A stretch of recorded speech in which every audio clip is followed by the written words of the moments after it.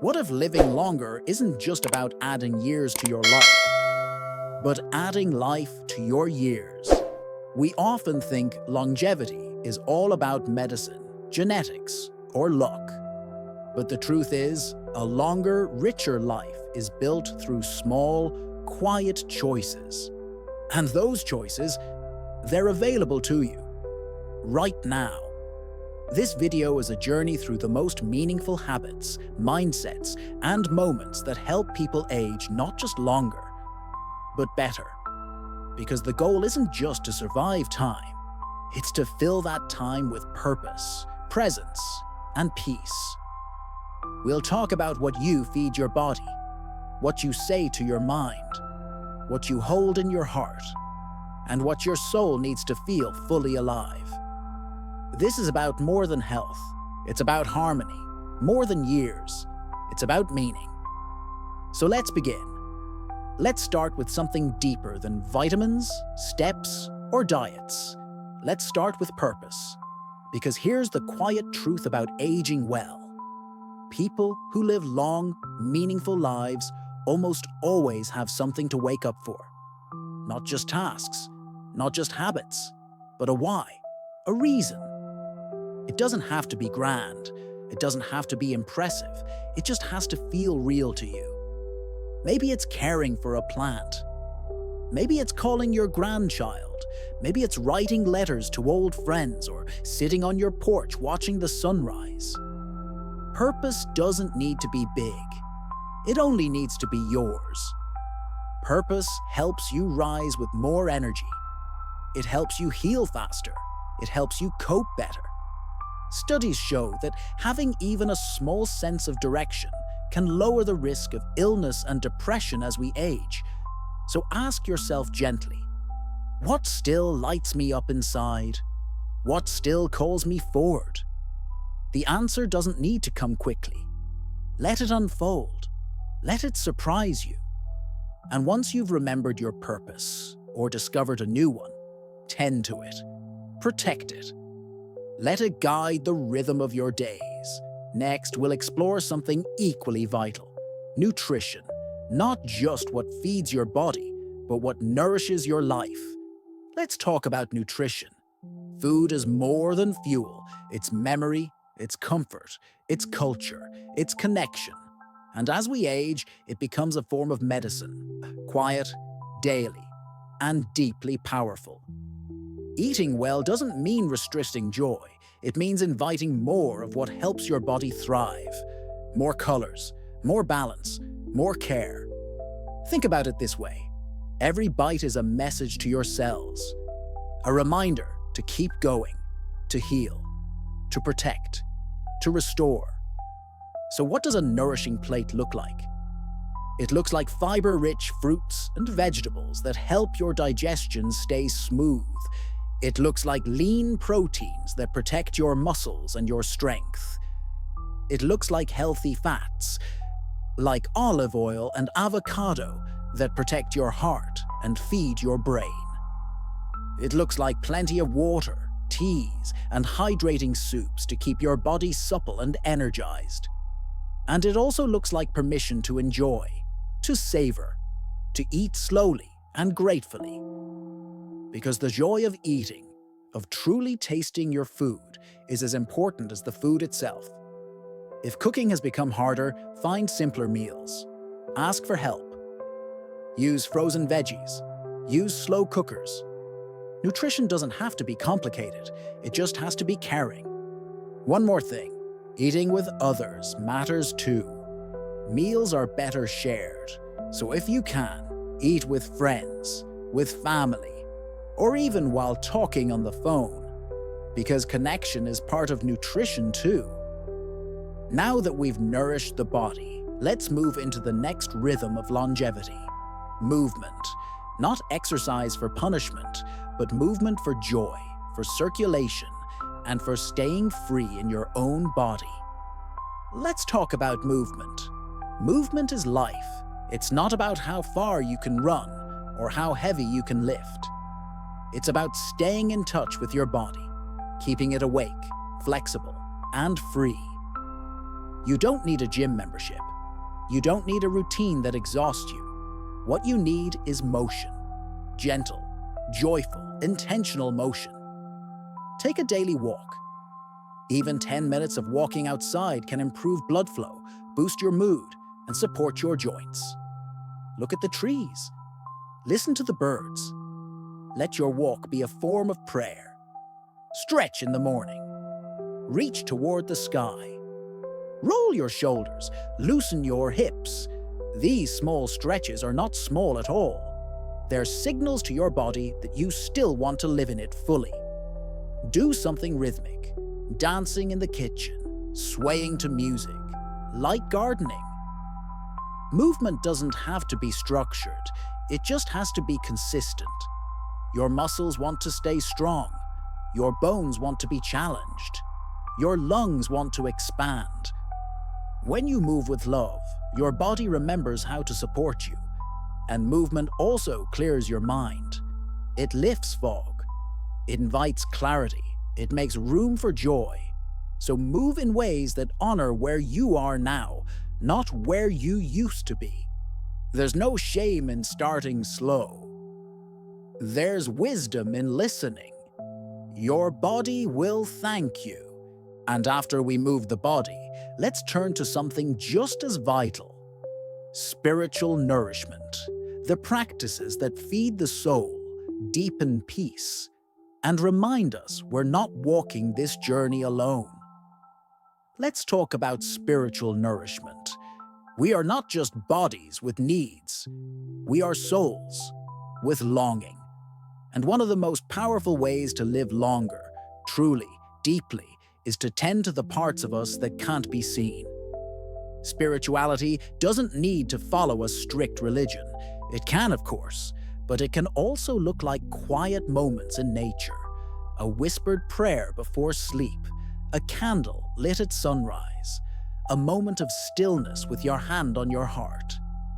Aging well often means releasing what no longer matters and holding close what always did.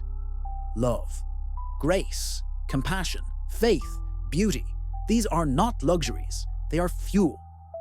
When we spend time with something greater than ourselves, whether it's God, the universe, silence, or sacred tradition, we become lighter, calmer, more forgiving of life's messiness, more accepting of our own.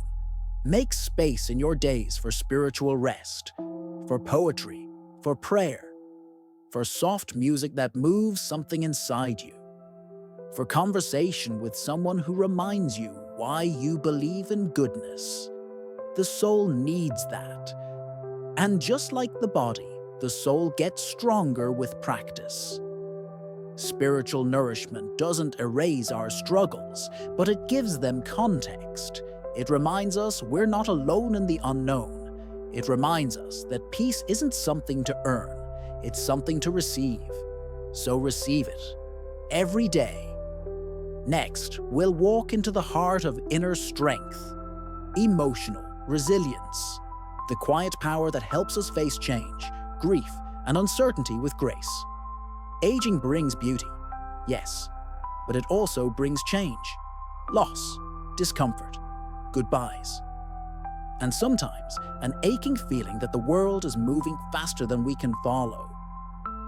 This is where resilience lives, not in pretending everything is fine, but in learning to sit with what hurts and still find your way back to peace. Resilience is not about being tough. It's about being honest. It's about saying, this is hard, and still choosing to breathe, to wake up, to keep going. One way to build emotional resilience is through gentle self-talk. Listen to how you speak to yourself when you're tired, or forgetful, or emotional. Are your words kind? Would you speak to a friend that way? If not, soften your voice. Be your own companion, not your critic. Another way is through connection. Pain shared is pain softened. Whether it's with a trusted friend, a support group, or even a pet, lean into the relationships that remind you you're not alone. Resilience also grows when we make space for emotion, instead of hiding from it. It's okay to cry. It's okay to feel angry, lost, overwhelmed. Let those emotions pass through you, not to define you, but to cleanse what's been carried for too long.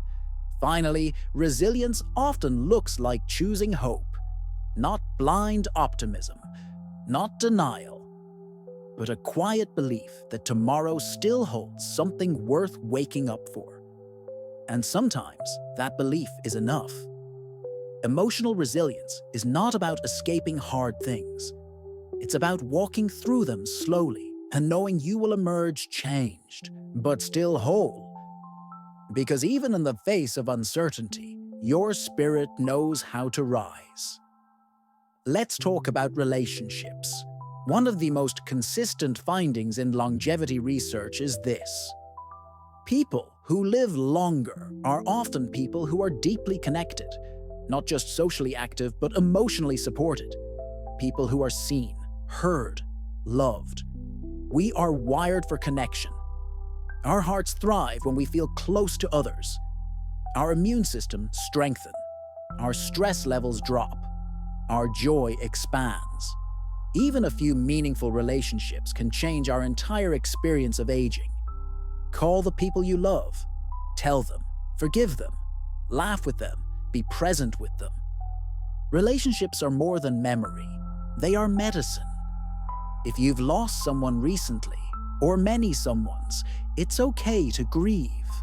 That love doesn't disappear. It changes shape. It still lives inside you, and honoring it can be part of your healing. And if you feel lonely, remember, it is never too late to make a new friend. Never too late to smile first, to invite someone in, to say yes to connection. Join a local group.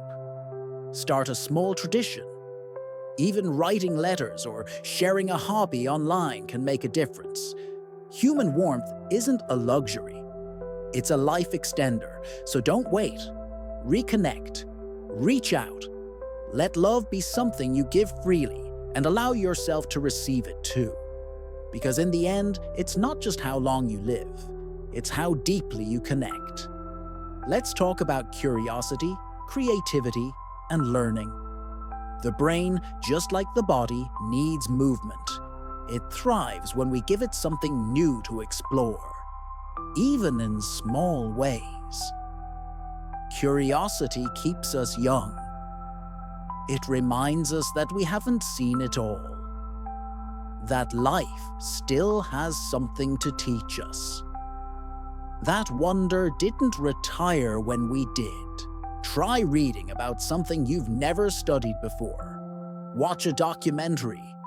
Ask a grandchild about their favorite game or gadget. Let yourself be a student again, not to master something, but to stay engaged with the world. Creativity is another gift. It's not about being artistic. It's about expression. It's about taking what's inside and giving it form. Write in a journal. Sing in the shower, paint, draw, or rearrange your space in a way that feels joyful. Bake something new, craft something simple. When we create, we feel alive. We stop focusing on loss and start reconnecting with possibility. And keep learning. Whether it's a new recipe, a new route on your walk, a new word in a crossword puzzle, these small steps are enough. They tell your brain, I'm still here, I'm still growing. Curiosity and creativity also protect your brain.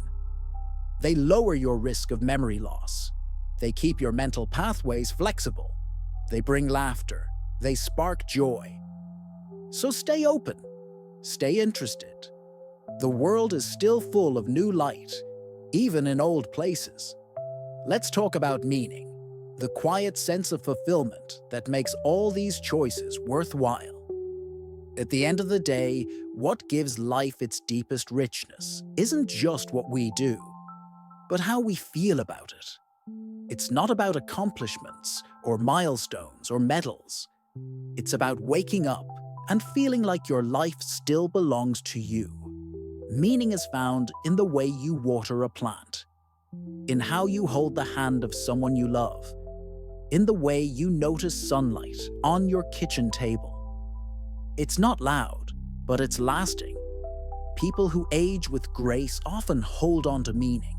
They find it in stories, in prayer, in old music, in shared meals, in silence. They don't look for life to impress them. They look for it to touch them. And when they find meaning, they live longer, not just in years, but in joy. So ask yourself as often as you need, what matters to me now? What gives my day a shape, a soul, a reason to breathe a little deeper? Let that answer shape your choices. Let it guide your care.